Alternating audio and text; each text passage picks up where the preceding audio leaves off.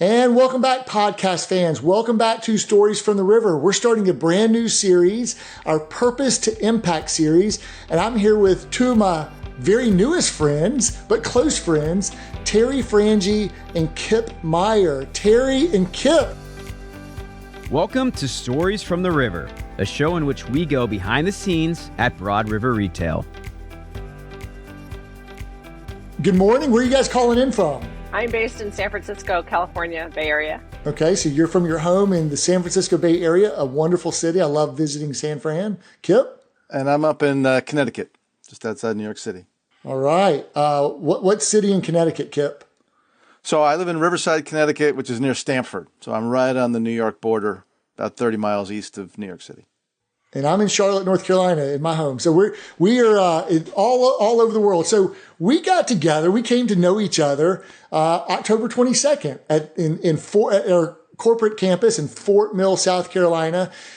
So we hosted a 2-day event. Now let's see. This event came about because Davin said, "Hey Charlie, we're Nick and Craig and I, this is Nick Craig's program from the Core Leadership Institute." He said, we want to bring the Purpose to Impact program to Charlotte. And I suggested to Nick, we hosted it at Broad River Retail. And I said,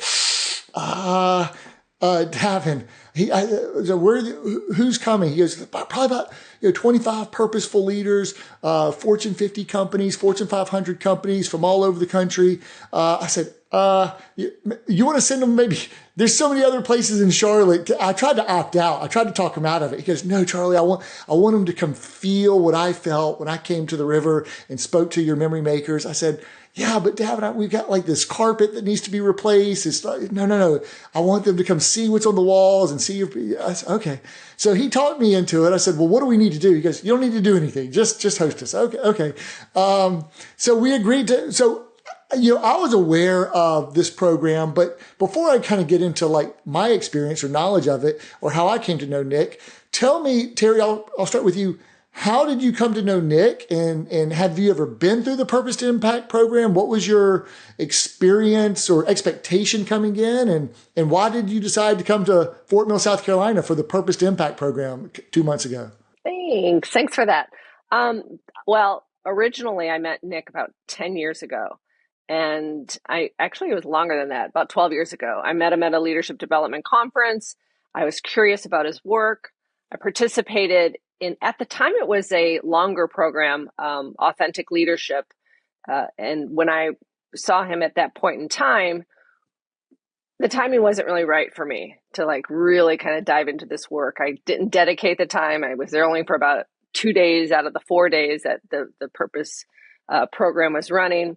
And I have a global consultancy in business development. So I actually help leaders make positive changes in leadership development.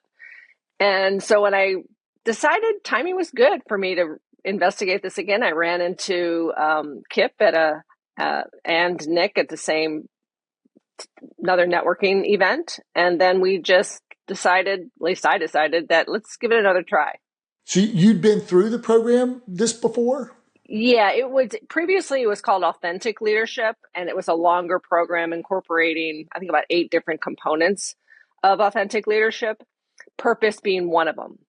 And so it wasn't a complete experience in just purpose. And so when he refined the purpose program and added components to it that really kind of taken an inch wide and a mile deep view on what it is that makes you tick and where you are in your best element, it had a bigger impact on me than the entire longer program. Got it. Okay, Kip. So your experience with the program, your expectations coming in, I just want to warm the audience up here a little bit, how we got to this point.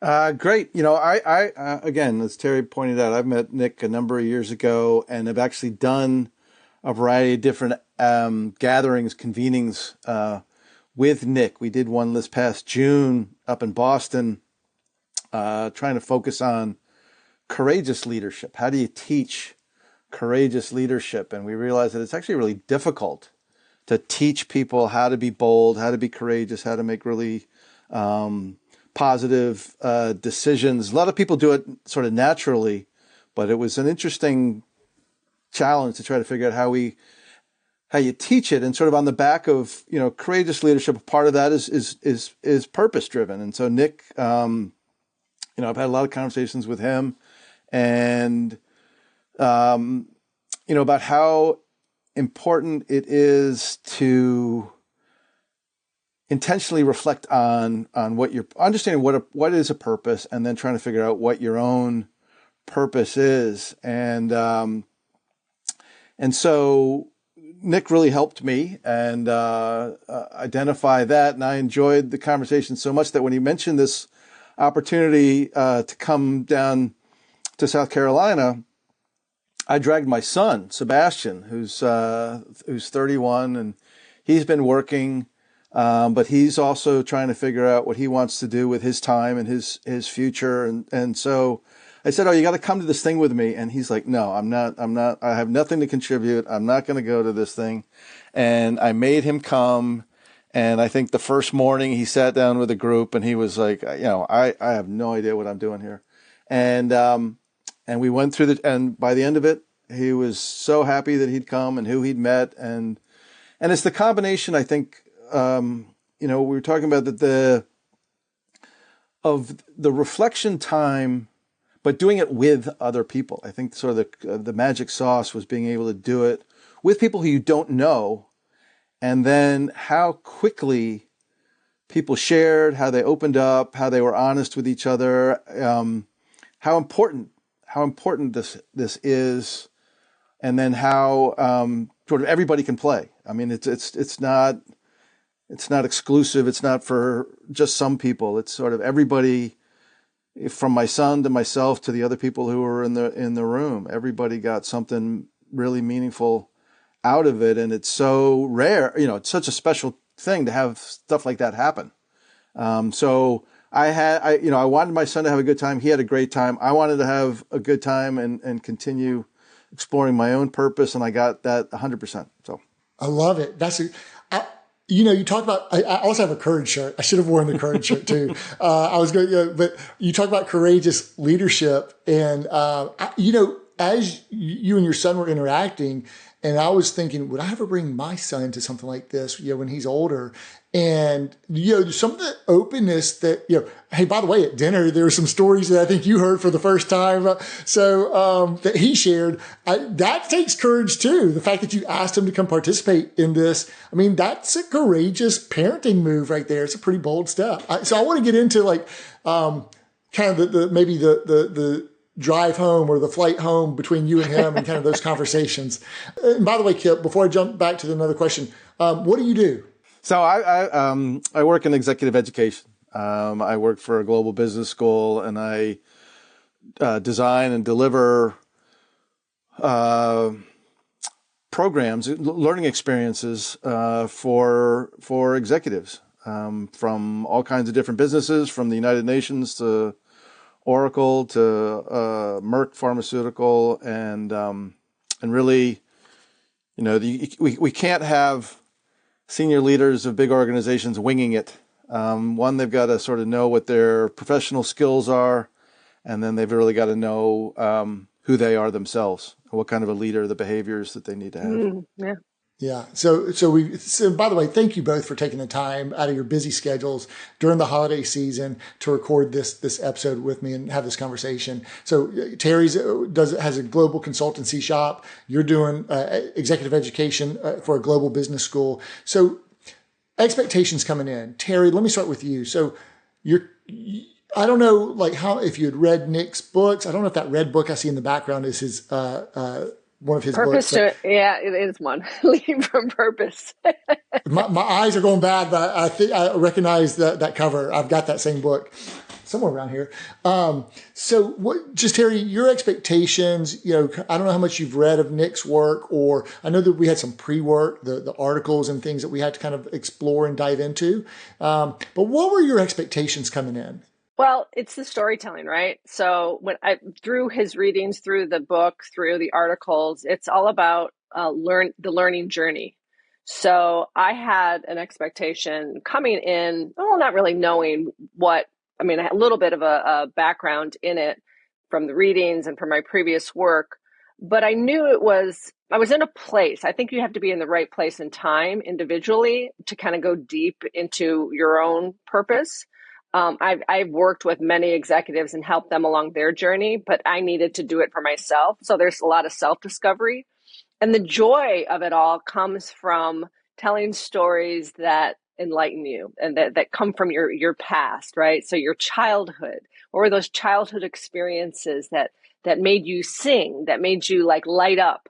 And then taking those and other stories along your leadership journey, whether it be with others, in a work setting, in a family setting, what was the dynamic that when were you at your best? So when you're at your best, that again inspires you. And so you end up talking about yourself in a light that is in the best light possible. So when I came into it, I didn't really know. I mean, I've done a lot of assessments. I know what my strengths are. I have a lot in my toolkit, but to put it all together and make it just kind of dance off the page, it was great. And it was also a joy to share that with somebody else and then also help them along the journey. So you're asking questions, you're redefining their own, they're pondering, they're thinking, and there's a lot of wisdom in what we bring to the table. So I really enjoyed the collaboration component.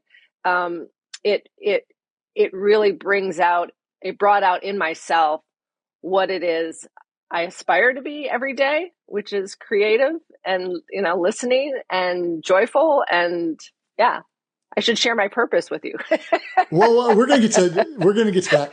You had a lot of, you threaded through some key words in your response: joy, sing, dance, and a few others that I was kind of childhood memories and things that bring you joy. So, but what I heard you say, if I try to teach it back, was your expectations were, hey, I'm doing all this teaching for others. I really need to pause and do some deep work on myself. And it's like, I've got to slow down to go fast and go far.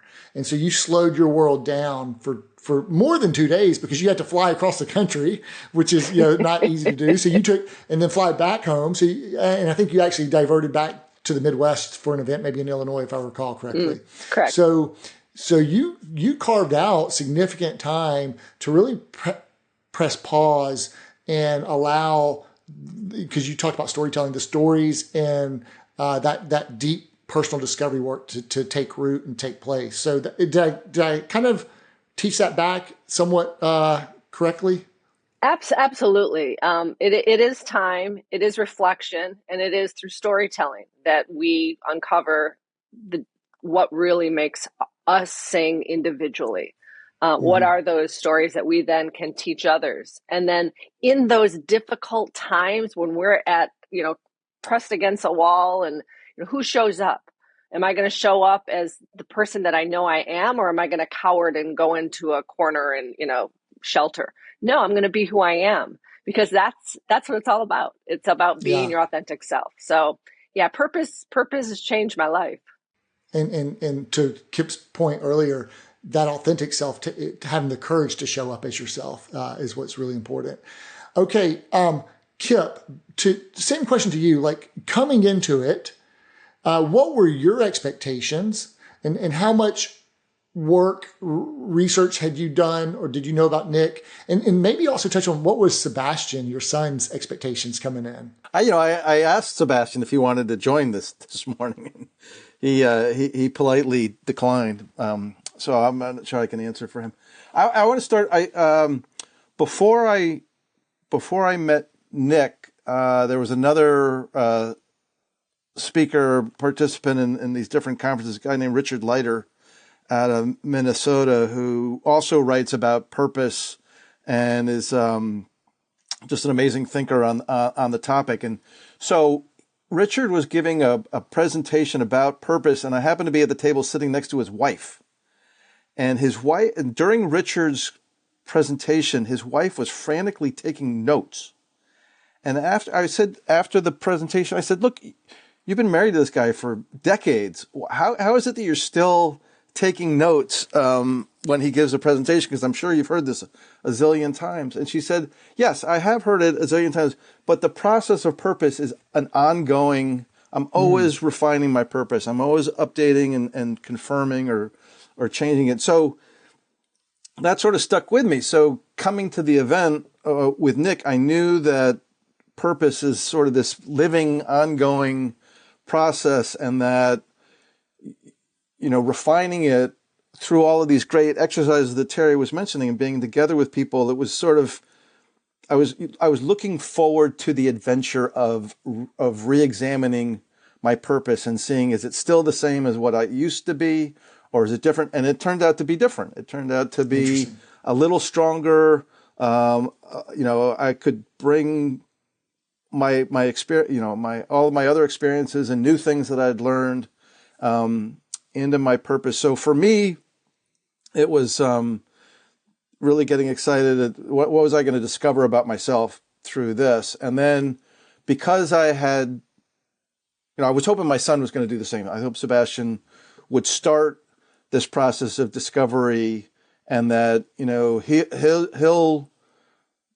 spend the rest of his life trying to refine and define what his purpose is, and it will change, but just sort of being able to introduce him to this journey and have him be excited that this is a fun journey to be on, and you can, whoever you're having conversations with can help you. It's interesting. I'm gonna disclose something to you guys. I don't know if I shared this before. So our event was October 22nd and 23rd, and I feel like the whole month of October was fully booked, and there was a lot of events. And that particular week, it was front loaded and back loaded, and so my expectations, we had, during our year of purpose and in our purpose activation committee, that's when I first came to know Nick and his works and his writings. We had read one of his excerpts from his book in an HBR management discussion on purpose. And then, I actually ended up having a conversation with Nick because he's from the South Carolina area and had a connection there. And so and then I met him at Purpose 2030 in person in New York City with an event Aaron Hurst put on through Imperative back in the fall of 2019, October of 2019. So I've known him for about 5 years, and we'd stayed connected. And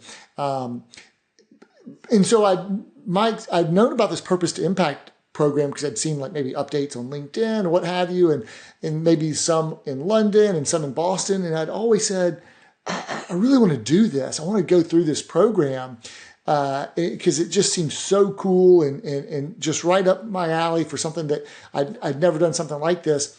But it never had worked out. I'd never gotten around to doing it. And then as this particular week was approaching, I'll be honest with you, I thought about hitting the eject button and opting out just because of how busy I was. I was like, I don't know if I have time. It's one of these things that it sounds good, but then when you've committed to it and you think about giving up 2 full days, so I was getting a little bit anxious about it, and so, but then Davin was like, no, we've already got, we got so and so many people. We need you there. We expect you to be there. Like, all right, okay, I'm going to do it. And I'm so glad that I did. It's one of these things, you may get some anxiety or stress about I have to travel to this if you're going out of town for it. I've got to give 2 days into this. I don't have that time. It was sometimes we can paddle real quickly, but we might be paddling in the wrong direction, or swim, or just treading water. And so the idea of really making sure that I've got my true north oriented and my compass going in the right direction through that self-discovery, it was just, it was really, really special. So I'm so glad that I did. But that's my truly vulnerable, I almost had second thoughts, I don't know if I can do this, but I'm so glad that I did. And mainly the reason that I did is what I didn't realize that would happen. I expected to kind of go deep into the personal crucible stories of childhood. What I didn't know would be I'd be paired or put together with this random group of people who I'd never met, and you two and Sean, and that I would, through the course of like just these breakout sessions, we would grow so close and be so relatable to each other from so many different backgrounds through just a single prompt, or through authentically trying to help each other, kind of listening to each other and then answer questions.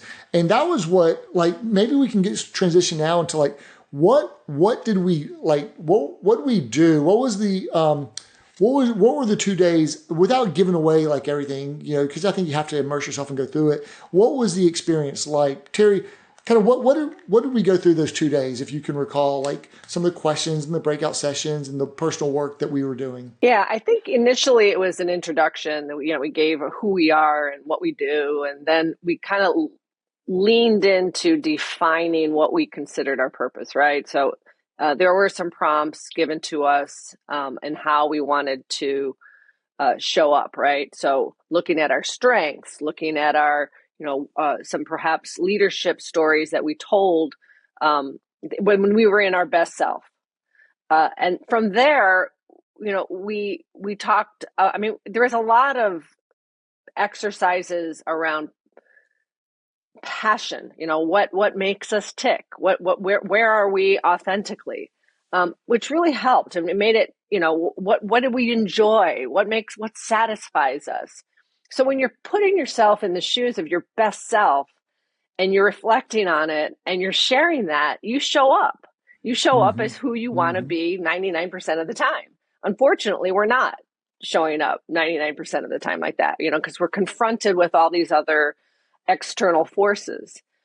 And I think through the stories that we melted and being vulnerable and sharing those, we shared stuff that, I don't think I've shared with my husband, going way back.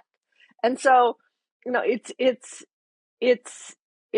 where we come from and it's where we want to go. And so I think we, in our best selves, show up idealistically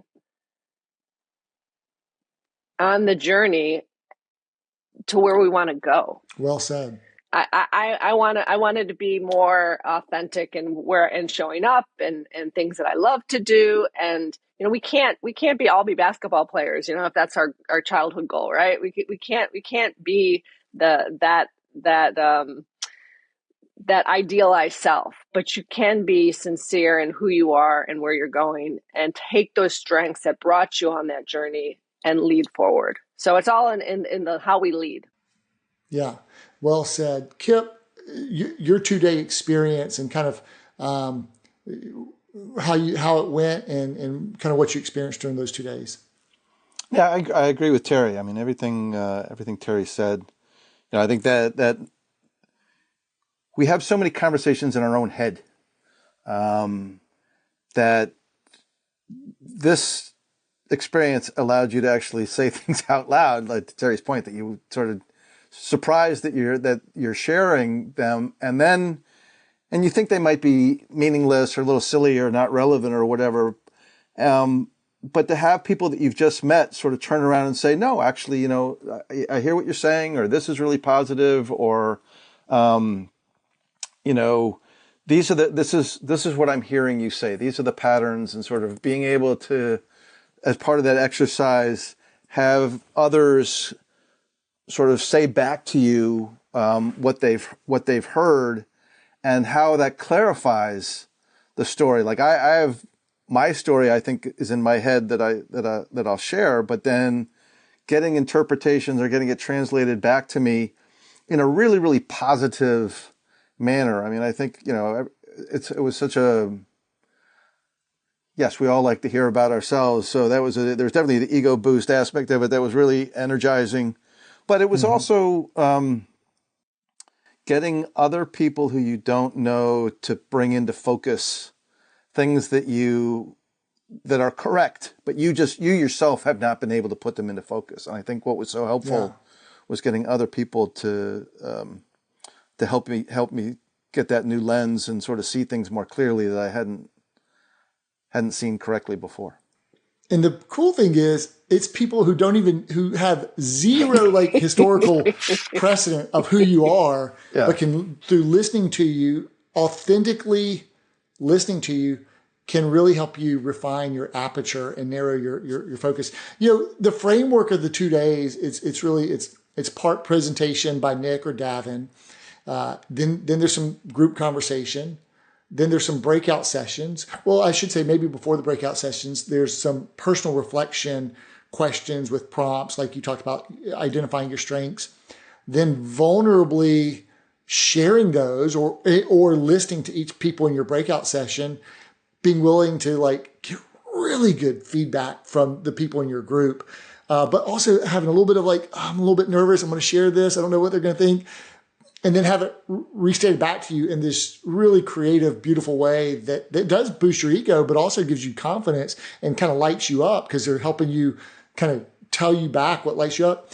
And then going through a few, and then Nick would pop in, kind of doing some in the moment coaching and listening to how you guys doing. He'd pop into the breakout sessions. Then a team dinner, group dinner, all telling stories and laughing and having some fellowship in between, and then the next day kind of continuing that, and I think the bond is pretty well established. Like you're energized by each other by the end of the first day. Like I don't know why I'm with this group or these people, and everyone's kind of looking for some sort of different parts of enlightenment, or like Sean's going through a transition from, the military to maybe the non-military world, right? And what's that? And looking for counsel and guidance and ideas, but making sure doing it from a lens of what's my authentic purpose. And so there's a lot, just the framework of how it was set up, I think. And Charlie, was really cool. what I would add to that is the co-building, because we test out a first purpose statement, and then the iteration of getting doing it with other people and getting the wording from other people, and you think you've got it, you've got your baby, you think I've got my purpose statement set, and then people, they don't rip it apart. They just sort of say, you know what, I think you're missing something here. I think you haven't got it, or it's too wordy. Was mostly what it was. But that collaboration, doing it together, was really powerful. Yeah, and so it's a great segue, and I'm so glad you jumped in on that, because we went through our leadership strengths, we went through our crucible stories, then we went to kind of building our purpose statement of what we might think we want, but it's the co-building is where all the juice is and all the fruit is, and helping each other. That was like just, oh yeah, and you're taking these things that people have shared and these wordings and putting it together. So maybe we can talk through, again, I've got my workbook, and there's a digital format of this workbook. We can go analog or digital, but maybe we can talk through kind of what we started with as our purpose statement and what ultimately where we landed. Teri, would you like to start on that? Are you prepared? I'm prepared to tell you what my purpose is. Where the iterations of it, I'm not sure I have in my memory, but I do recall that the feedback that I was given was amazing, and it where I landed and where I stand is with great confidence that I know what my mission is and my purpose is. So my purpose is to uplift others, and I do this. You can't see my hands, but to uplift others and bring their score to life. So the kind of the tagline on that is co-creating melodies that inspire light and harmony. And how that relates to me is I love music, and I love bringing joy and helping others take their song and creating me as an orchestrator, taking what they want to do and produce a excellent piece of art, work, music, but through in a business lens. So it's beautiful. And then how did you present that when on the final presentation on day 2? Because we kind of encouraged you and nudged you, like you got to, yeah. So how did you present that?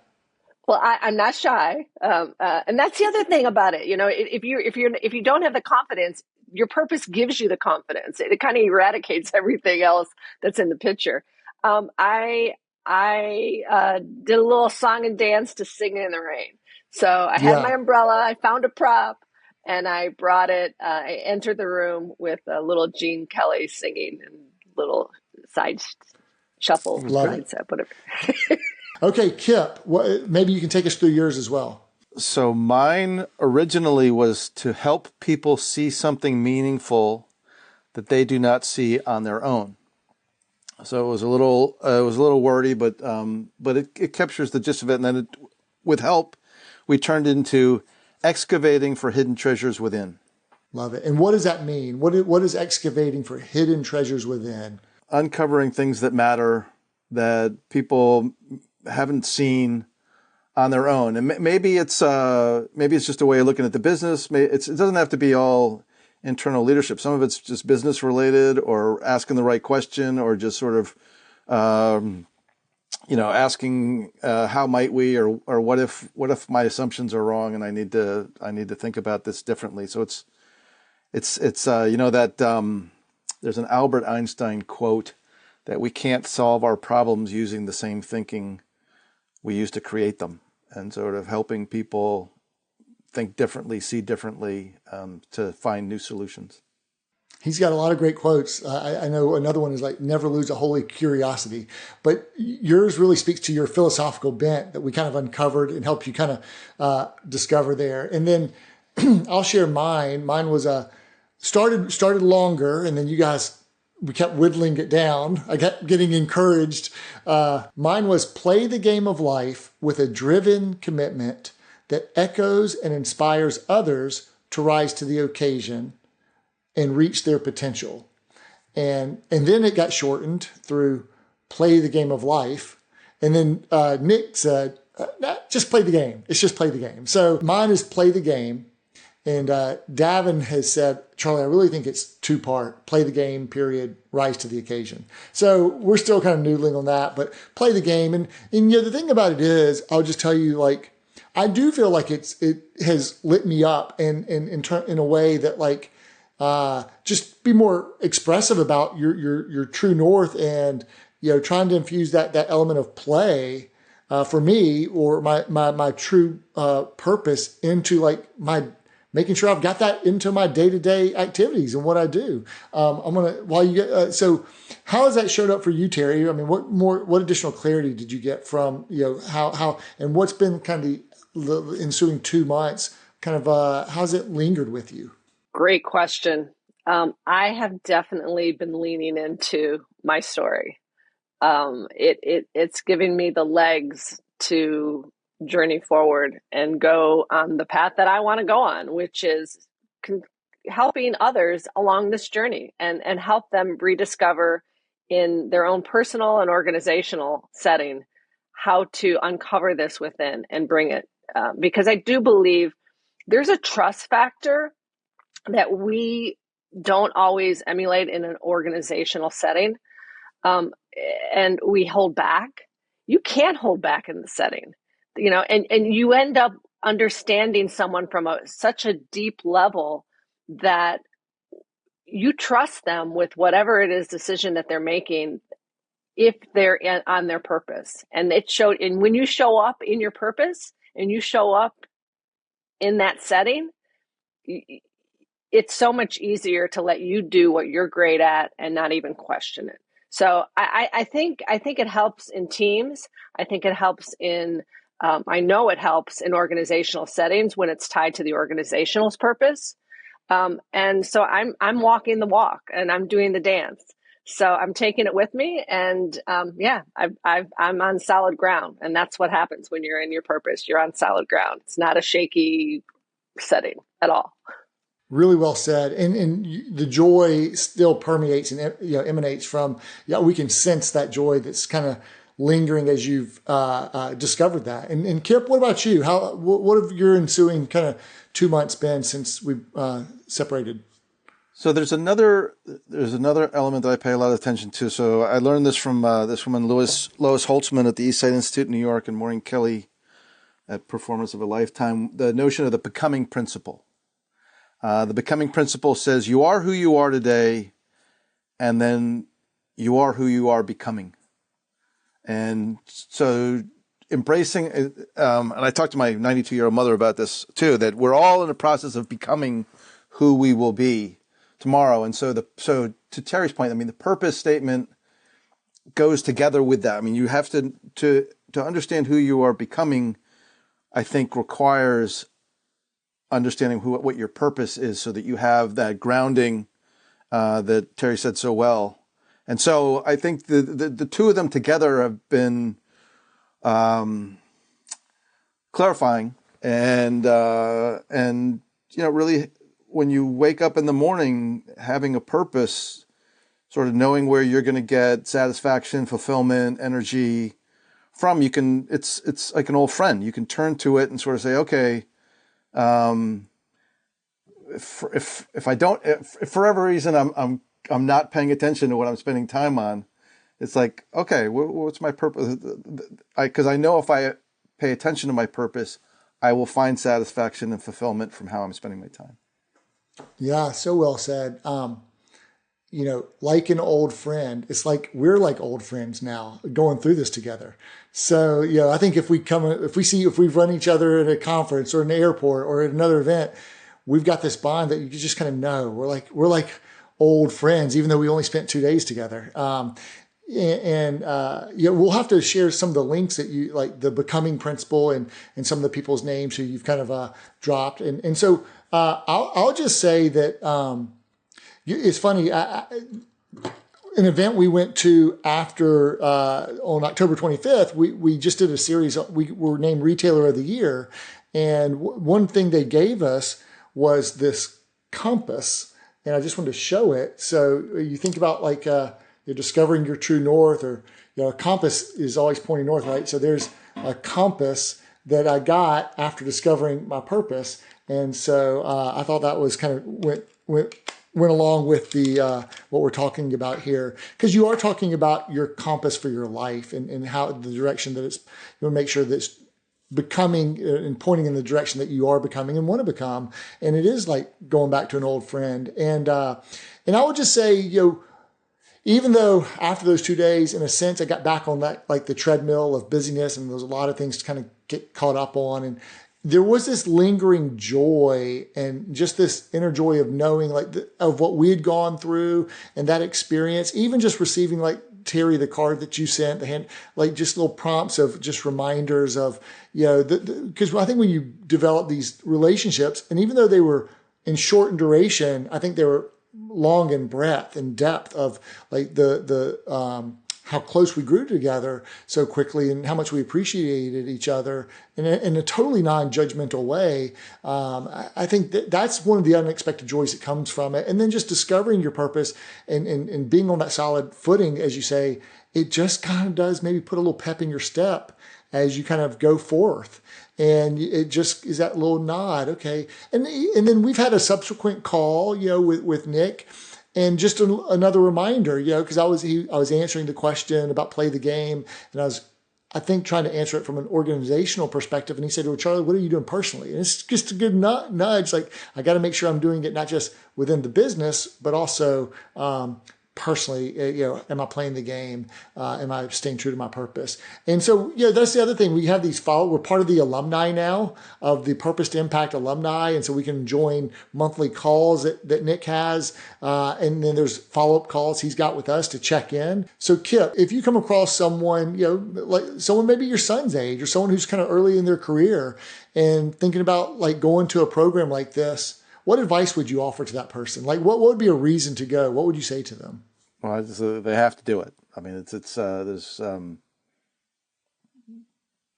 no good reason not to do it. Such a great 2 days of surprising good stuff, positive feelings, new friends, good conversations, discovery. It's just learning about I've never done anything else like this, where I learned so much about myself so quickly. Mm-hmm. And and it was not didn't cause anybody else any grief. Wasn't difficult to do, but so valuable, and I expect to rely upon it for many years. For the rest of my life. Love it. Love it. Teri, what about you? What advice would you give to someone who's pondering this program? I would say it gives yourself the gift of clarity, focus, and confidence. And there's a little magic in there too. So I really think if you open up your heart and your mind and you're thoughtful in discovering your purpose in work and in life, it can totally change your life. And it has. Both of you have used the word magic. I think Kip earlier used the word magic sauce, so I think that there's this surprise and delight element, and it's not going to be what you're expecting, and you are going to walk away with some deep friendships probably that might last for the rest of your life. But also, I said earlier, slow down to go fast, and it's not because you're going to accelerate your life. But one way that you can go slow is by going the wrong direction. And I think to go fast, you can be more efficient with your footsteps. And so to Kip's point about like who you're becoming, make sure you're going in the right direction. Make sure you have the right compass for your life. And so when you slow down and make sure you've got like that compass set, that'll take you in the most direct path to navigate your footsteps as you go forward. So I would certainly encourage anyone to go through it. It won't be what you expect. It'll give you surprise, delight, maybe a little bit of magic along the way. And so Teri, just if someone wants to connect with you moving forward, what's the best way to stay in touch and connect with you? Well, I've taken on a new role. And so probably the best way to connect with me personally would be at the Core Leadership Institute. I've joined them as Senior Vice President of Global Business Development. So I can be reached at Frangie at coreleader.com. Love it. Oh, that's brand new news. Congratulations. That's fantastic. Yeah. Thank you. Kip, how can someone stay connected with you? Email works, KIPM for Meyer, the number 5 at Yahoo. I'm still using the yahoo.com website. But would love talking about the space and, would welcome any exchanges, any questions, any thoughts. I love it. Well, thank you guys so much. I look forward to catching you again on the next update call we have, I think in January, with our cohort and our group. And thanks so much for taking time out of your busy holiday season to open up with share with our audience about our experience from the Purpose to Impact program held at the River in Fort Mill, South Carolina, this past October. So, hey, podcast fans, thanks so much for joining us. Be sure to mash that like button or subscribe button wherever you listen. If you catch us on YouTube, Apple, or Spotify, try to bring you fresh new content every Tuesday and Thursday. And here we're getting into our 2025 season. So thanks so much for joining us. Thank you, Teri and Kip. Thanks for listening to Stories from the River. To check out more episodes, visit storiesfromtheriver.com. Join us again next week, and remember to like, rate, and subscribe to the podcast.